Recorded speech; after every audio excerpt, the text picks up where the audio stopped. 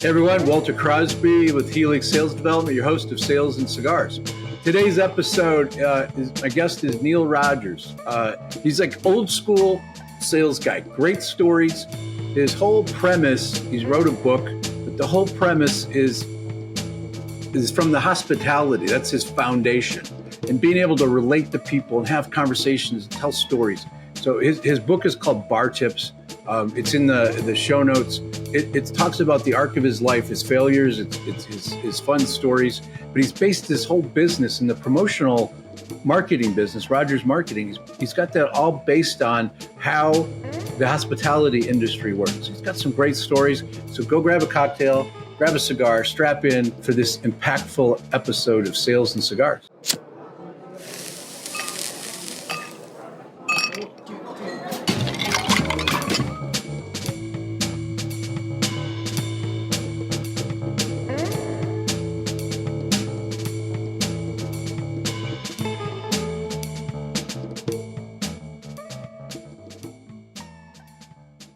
So welcome to the program, Neil. I appreciate you taking some time to jump on the program. Looking forward to it. I'm glad to be with you. Yeah, looking forward to it. So I'd like to start off. We got a lot of business owners and entrepreneurs that are part of the audience. And I always talk to an entrepreneur. So can you kind of give us your, entrepreneurial journey? Like, where did you start? How did you get here? What does that look like? Well, it started probably around when I was 28, 29 years old, but it's rooted back in I think we talked earlier about, where did I think I would be here? I didn't know where I was going to be up to and including my senior year in high school. And, where am I going? I remember I was the seventh of eight of an Irish Catholic family. Wow. So by that time, nobody's really paying attention, and you got away with a lot, right? Exactly. And so I went to my mother May of my senior year and said, "Is there something I should be doing next year?" So that's really how I kicked things off my post high school career. So did she have sound advice for you?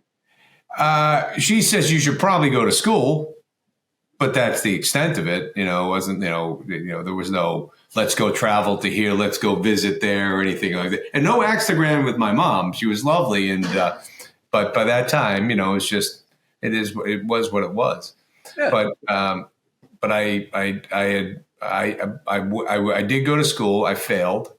I would suggest, lacked vision, desire, ambition, all of those things.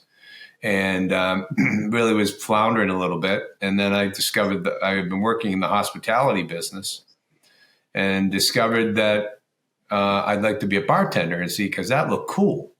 Not because it was anything other than it looked cool. And so I became a bartender, and I set my sights on it. I got the job, and What was the place like? What was it? The place was a place in a that summer area. We all have our summer place. Maybe you went for 2 weeks, maybe you went for a week, whatever it may be. I went for the summer, and it wasn't because we had a lot of money. It was my mother tortured my father into getting this place, and it's a place called White Horse Beach, and it's part of Plymouth, Massachusetts. And there was a little bar on the corner called the Full Sail. Full Sail? Okay. The Full Sail. And if those walls could talk, it's one of those. Right? And it was converted from a place called the Beachway, which was more of a little clam shack. And so all the older folks and whatnot dug that. And then this Boston group came on and bought it and created this in the image of what you might see in Marblehead, Massachusetts, higher end area at the time, bar. And they served sandwiches, but they overstepped their bounds. By the time they made a patio out back. They made a lot of noise. They annoyed the abutters. But when I got there, they had already closed down the patio. They already had them close down the patio because they put it on town land, so that didn't work. Yeah, okay. And so, but it was a cool place, very nautical. The bar was oak. We polyed it every year. right? And so they had a nice sheen to it every year. Yep. And my first drink I poured, I put it down in front of the person. They took a sip out of it. Now, this is after failing a community college. So self-esteem is not high right now, right? So yeah. You remember so the I drink? put the drink down in front of her. She takes a sip out of it and she goes, "Well, that tastes really good." So I was like, "Hold on a second. Maybe this is something here for me. Maybe, I got that immediate feedback that I just served somebody. They liked it. It's like, oh, okay, this is kind of cool." So I decided, from there, I'll be in the hotel restaurant management program at another yet community college, of which I flunked out of that one too. And but I also determined that I didn't want to be a bartender for the rest of my life. And I really didn't want the restaurant business as my business. It's a tough racket. I was good at it. I mean, I was, glib with the customers. I had interpersonal skills, intrapersonal skills, and I had quick hands. So I could pour really fast and get people served properly. But people, as you get into conversations like, what am I going to do? What, yada, yada, yada. They said, with your personality, you'd be good at sales. But, all right, let me try that. Back to school I go, in between, still tending bar and all that. But now I've got drive, now I've got ambition, and I've got something I'm shooting for. And I know that this is my path. Okay. Because I keep hearing this about interpersonal skills and whatnot, and how you get your gatherer of people, you like to serve people and all that. And so I went back to school and learned how to learn. I showed up. That's part of it. Notes. I participated in class. I did the extra work. I went to the office hours. I did all the things that you would need to do. And it doesn't equate directly to selling, but it's darn close, right? Showing up is a big piece of it. Showing up is a big piece of it, and it sounds silly. Every time I say it, I always joke about, they expect you to show up. Isn't that interesting? And think about it. It's an affront to the professor when you don't show. Don't show up for a sales appointment and show up late. See how that goes for you. Right? Same deal. It happens all the time, though.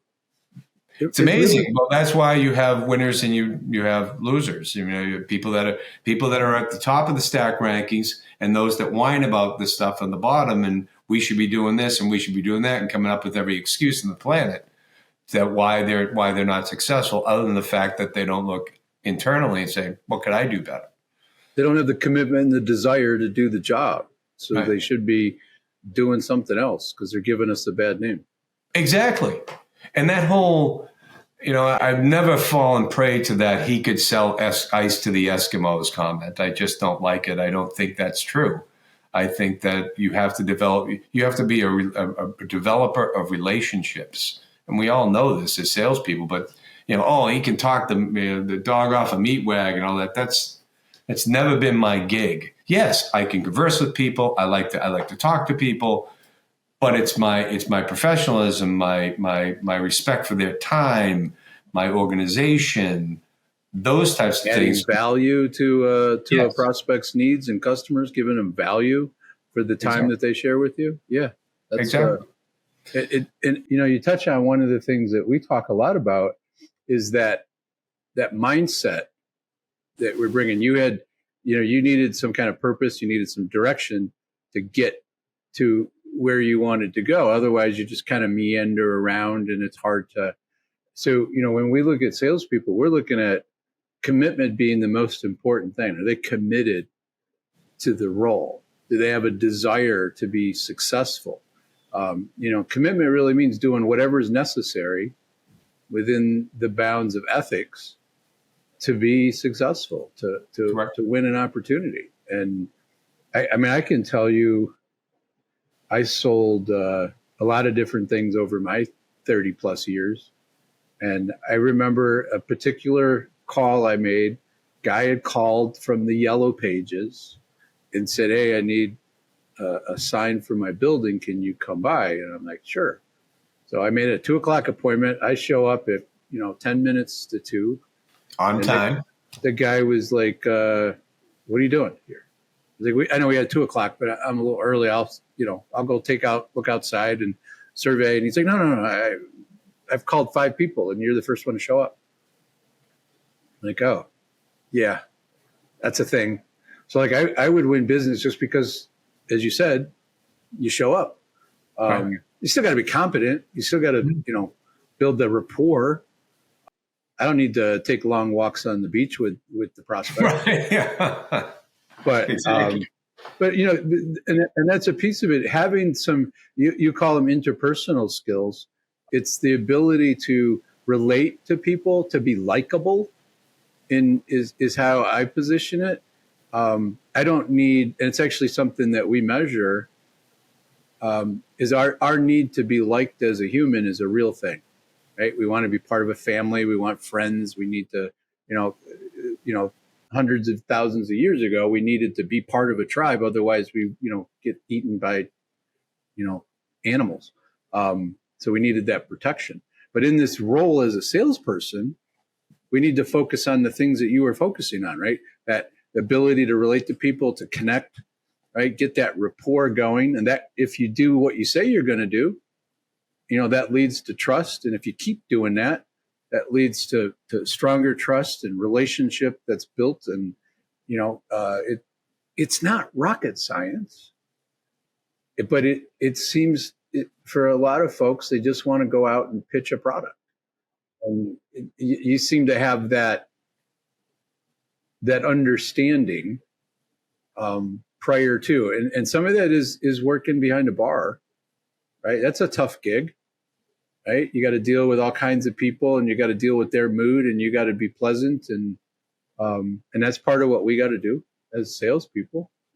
So that whole process to get from high school to I have a purpose, the second or third swing at that, was that like 5 years, 4 years, 3 years? So that was probably from the age of, so I probably made the decision to move forward. I was probably 20, so 4 years of a couple of swings and misses. And then, and then got serious and became a very good student. I mean, it was just, I figured it out, and I had, clearly had focus issues and who knows what undiagnosed stuff, ADD, whomever, whatever at the time. But where the entrepreneurs, or where the entrepreneurial thing. So, and I graduated, or finished up my degree, I should say. I never walked anywhere or anything. And I was a commuter student. So my fraternity brothers and sisters are ex-bartenders and waitresses. The launch that I was telling you about, we're doing it in Boston on the 4th floor of a building, and we're going to have, we get a reunion of bartenders and waitresses coming, and then I'll invite family and friends and whatnot. So it'll be a lunch. That's a cool thing. And it is a fraternity. And a really good bartender has all of those features, right? They can relate to people. They got the hands to be able to deal with, mixing a couple of drinks while talking to somebody else, but keeping their eye on the persons down there, where their drink level is, and never having to wait. It's a tough gig. And if you're in the right spot, you can do pretty well, financially. If you're willing to stand on your feet and run around for, Thursday, Friday, Saturday, and a couple other nights. Exactly. So that goes. You start that career, and I would imagine being one of 8 kids, you had to have be quick there too, just to get something to eat at the table. Being the smaller one, you're gonna need to have to fight for yourself. Yeah, it was. But people started to get, because we're spread by 20 years. So like a real Irish Catholic family. Yeah. And I'll even give you more Irish. The first one we lost and nobody ever talked about it, which is an Irish trait. Absolutely. So as a matter of fact, keep pushing those feelings down, keep pushing them down, exactly. keep pushing them down. Bill Burr, right?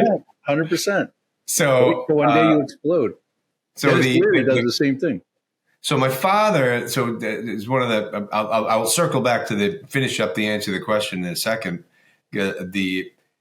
My father was 81, 82 years old at the time, and we're sitting outside in my porch, my old house, having a beer, just talking. He says, Neil,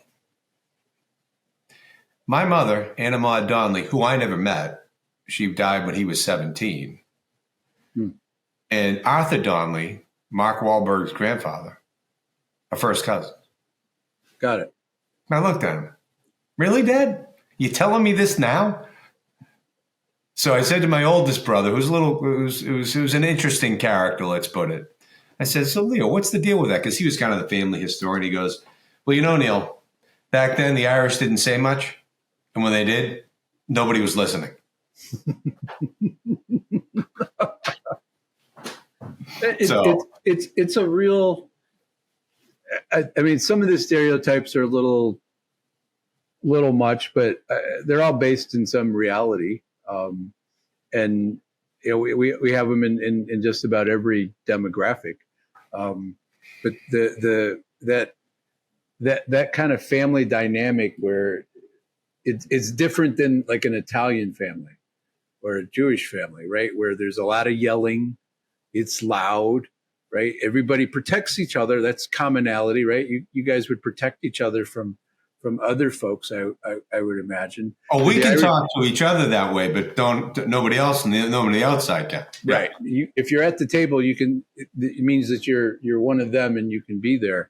I was part of I wasn't part of the Italian family, but I had done something to win the heart of the father of the patriarch of this family, and I sort of looked out for his daughter's honor on a schoolyard, and the old man found out about it, so I was like an honorary Italian. You were maid. Kid. I was a maid guy, so to speak, and I was just doing the right thing in my mind, right? You don't pick on a girl and try to take advantage of her; it's just wrong. Right. But that got me in. And it was weird. Like they could talk all the shit they wanted about each other and go at each other really hard. But as soon as somebody from the outside did something to say something, they were all there on that one person, defending the person that they had just been dressing down. And the sisters on the back got them in a chokehold. Yeah, it was physical, verbal. It was loud. Great food. Yeah. Right. And I think that's something that the Irish miss is, the food isn't exactly spectacular. No. You got some biscuits that are pretty good. They got the beer, but the cabbage and corned beef, I'm not, I don't know. It's not my thing. Once a year. I have it once a year. Yeah. But when I left the bar business and, finish up my degree, I was when I get to the entrepreneurial part. I went on the road. I was selling food for a food distributor and did well with that. But again, it was one of those things I looked up. I said, it seemed like there was a ceiling on it. It wasn't like open-ended where you can, there was a limit to amount of business you could do, quite frankly, because there's only so many hours in the day. You got to get your orders in before 2:30 or you're done. Right. So a friend of mine came to me and he couldn't make our wedding. So he came to our place in Whitehorse, our family place where the Full Sail was. And he said, would you like to come work for us? As he was in the sporting goods business. So the athletic apparel and footwear business. And I knew they had been successful. And I looked at my wife and we just started making money. I just stopped tending bar on weekends.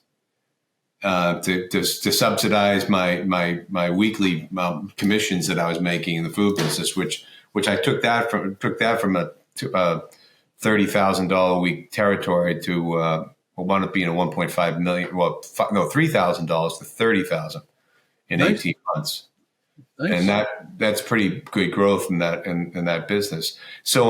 But now, my wife's working at Fidelity. And I'm just starting to make money. This is 1987.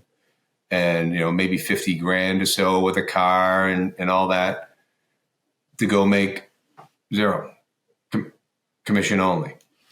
I love that. I mean, to me, this is the entrepreneur. This is a real salesperson. Like when you have that conversation with your wife, because I've had it multiple times. Right. You want to leave a job that's paying you $250,000 a year to go do what? Right.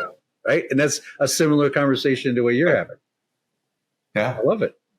And then same thing, same process, showing up, being organized, being on time, being respectful. We were selling things, some of the shoes nobody wanted.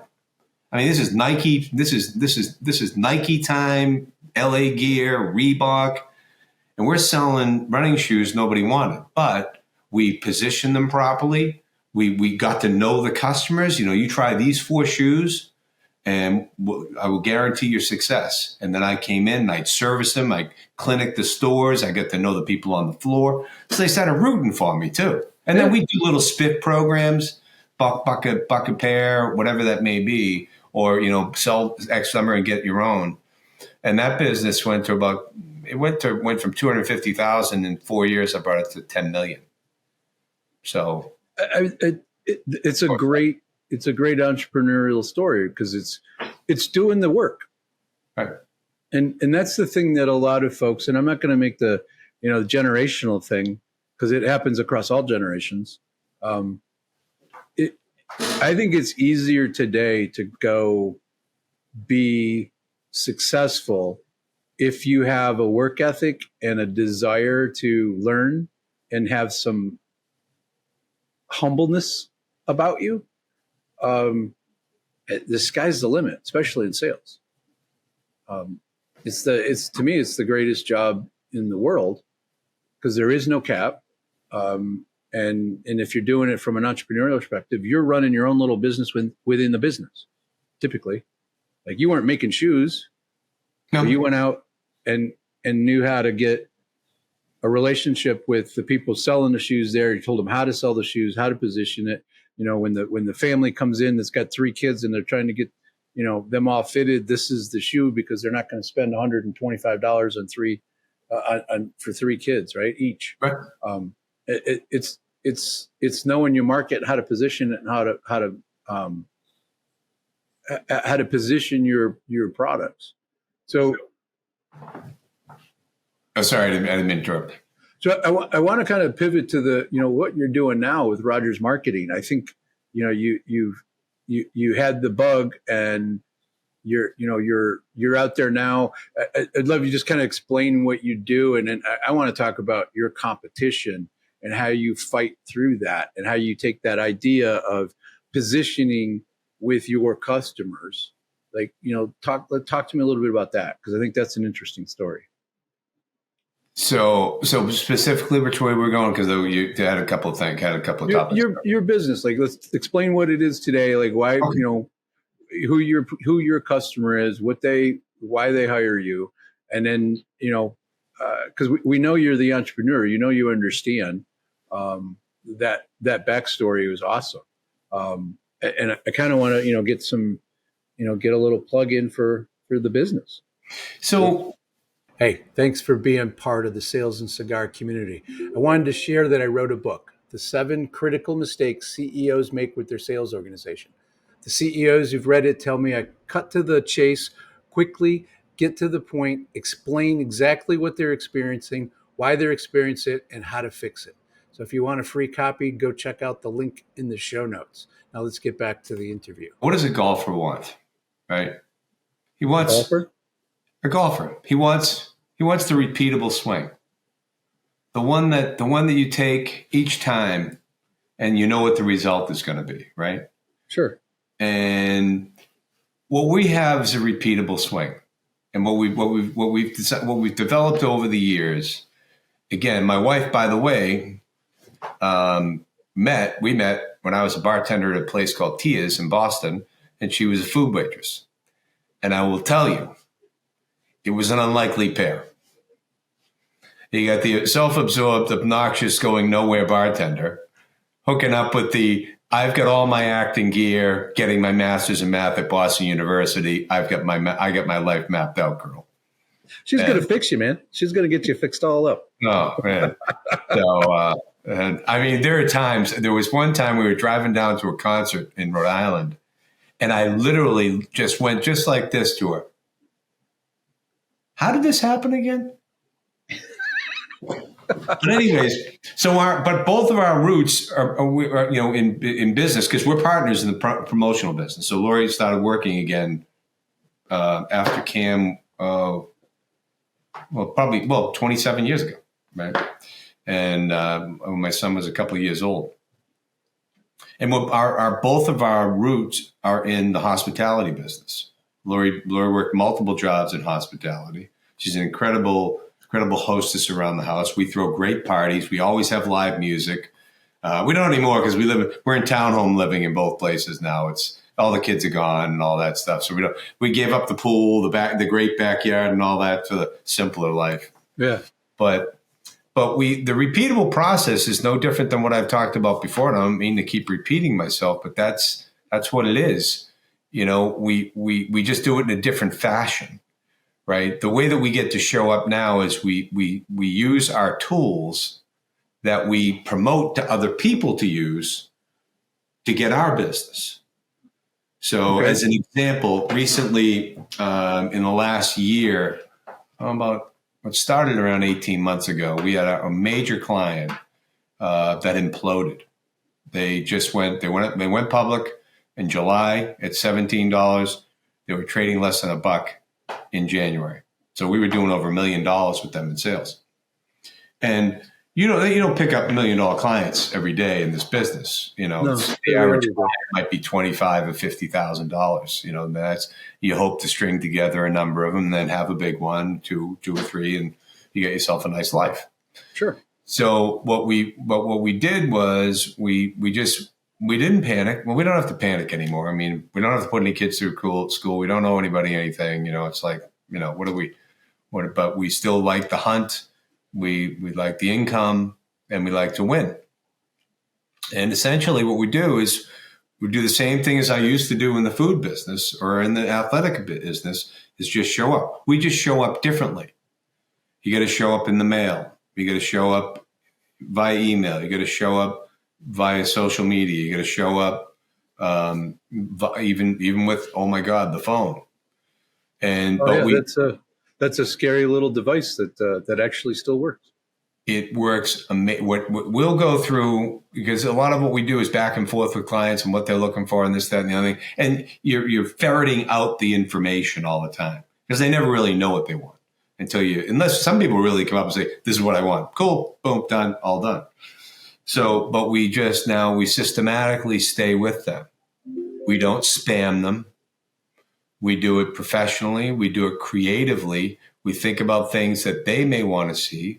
We do certain things like if we find an article we think is germane to their business.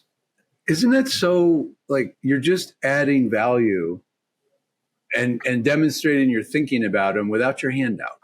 It's what you just described. That's all it is. Yeah. It's thinking about people that you want to help in a creative way, because that's what you're trying to do, is help people. Right.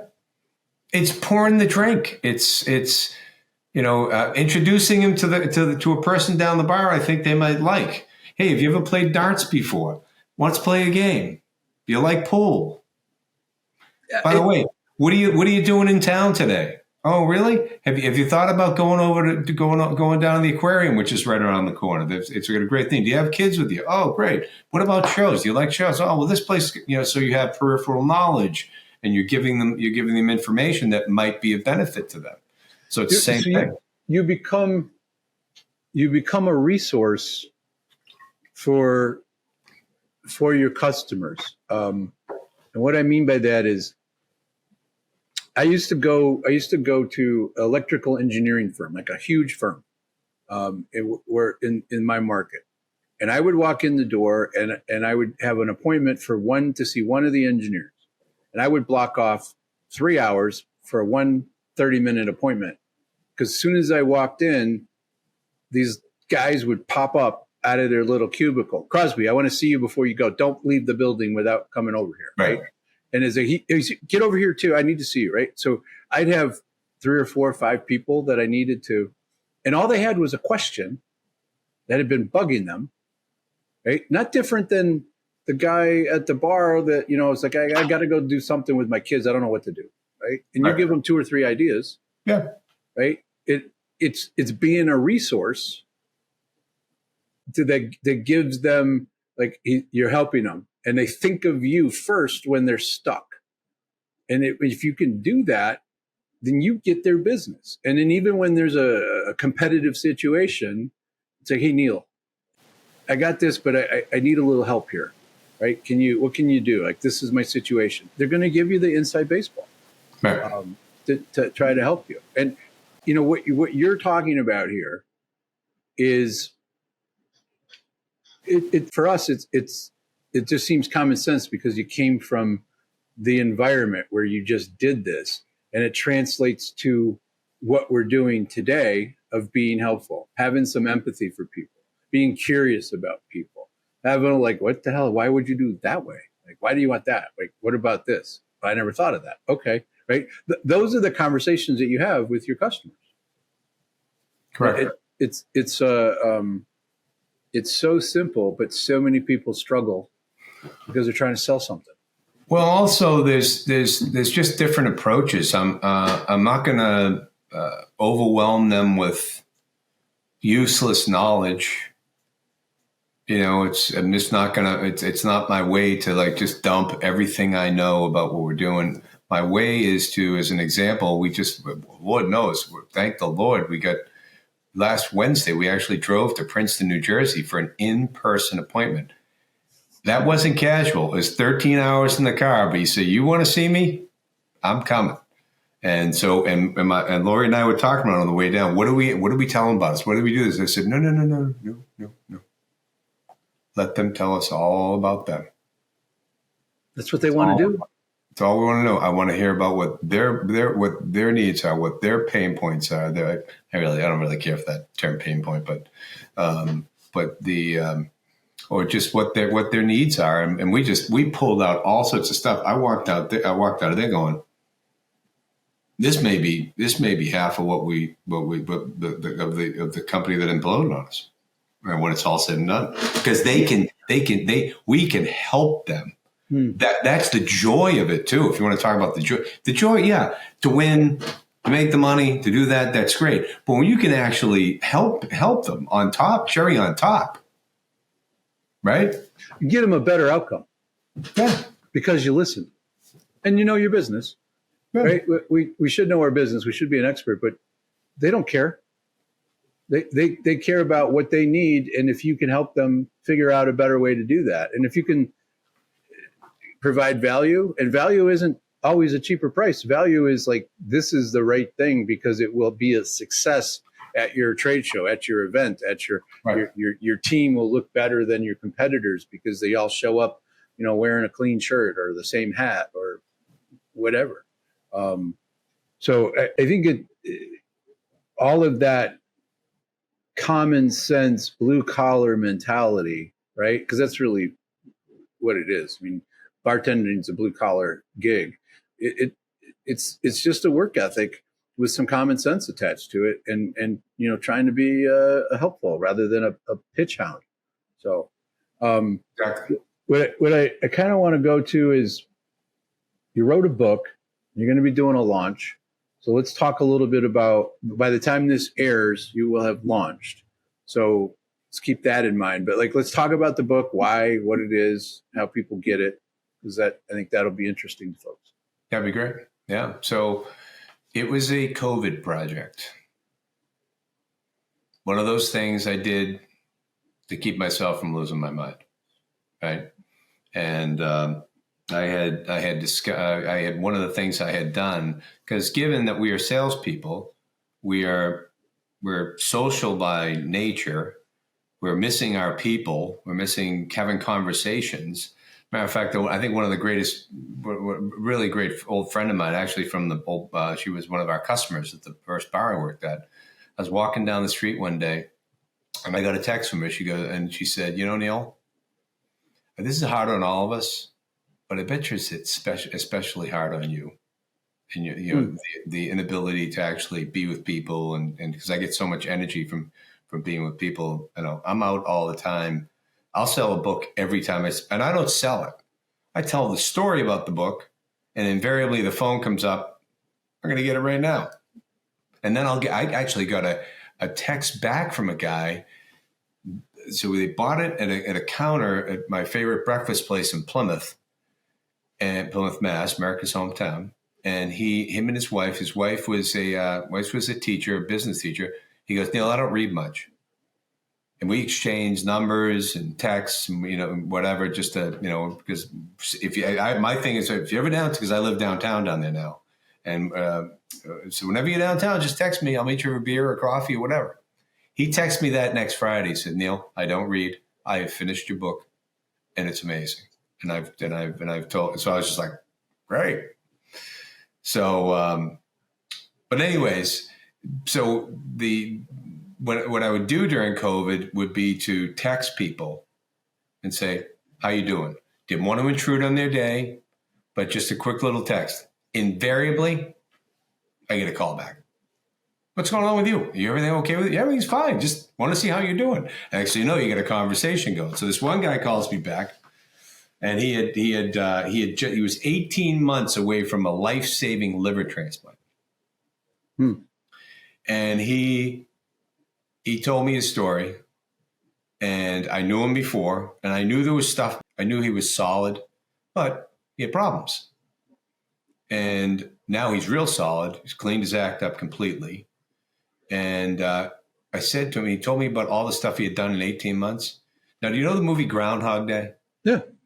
When Bill Murray becomes the jazz pianist and does all those things.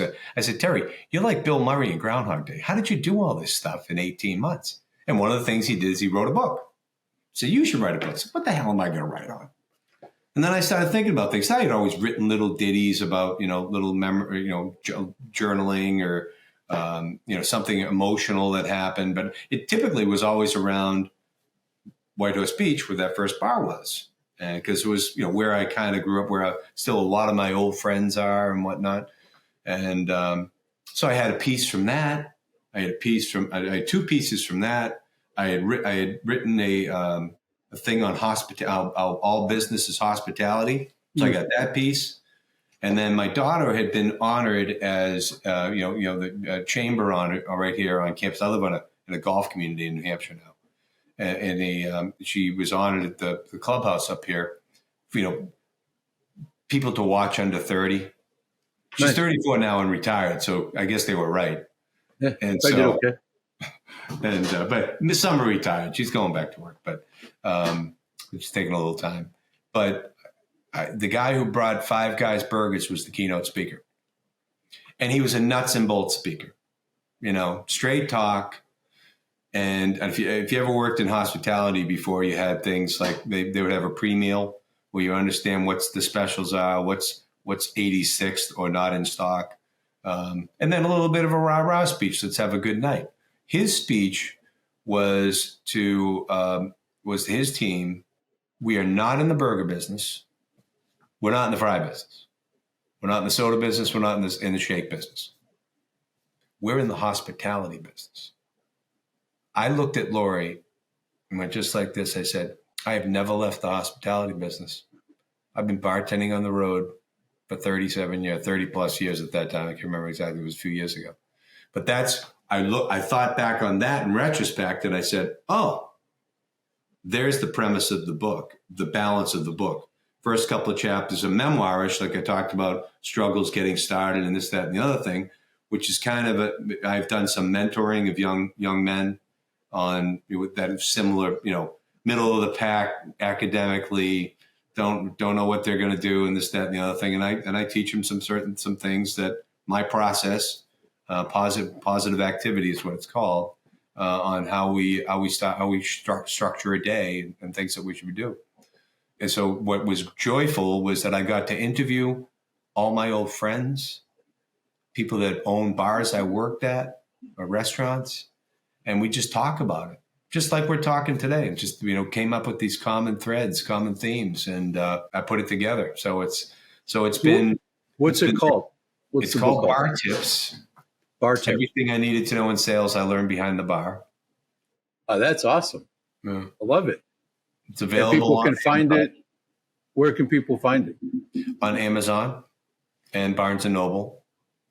We haven't made much, not that I know of anyways, much inroads into retail. I've got this hankering to get in my car and go see all of them, but I don't know how fruitful that would be. And, and maybe I'll just take a week when we can do it. I mean, it's a reason to go talk to people. It's a reason to have those kind of conversations. But, my book's on Amazon and people can go easily grab it without leaving the comfort of their chair, right? Because they just grab their phone and they have it. So I think, I bet, because I haven't read the book, but I think it's going to be entertaining and practical information for somebody to take that has that maybe just starting out in sales or just wants to kind of reminisce a little bit, been around the block a couple of times. It's one of those books that you can enjoy reading and take a couple of kernels out of it that can help you go close a couple of sales, right? Yeah, we don't speak about it like as an absolute. It's one of those things. It's like it's not. So it's I don't know. I always use this metaphor. Have you ever seen of course Carole King, right? Mm-hmm. Now Carole King is one of the most prolific songwriters of all time, right? And so one of the songs, and she would write back in the day, she wrote for other people when she was in the Brill. Yeah, I was going to say she wrote more songs that other people recorded than she's famous for the songs that she wrote. And one of the songs, and this is kind of what I equate the how I present the book to people. It's not your fully produced story, right? It's my fully produced story or things that have worked for me. But it's your story. It should be your book. It should be your story. But what I say is that I use the example of Carole King doing a demo, and you can see this on YouTube, and you'll see what I'm talking about. Doing a demo of Pleasant Valley Sunday. Remember the song? Mm-hmm.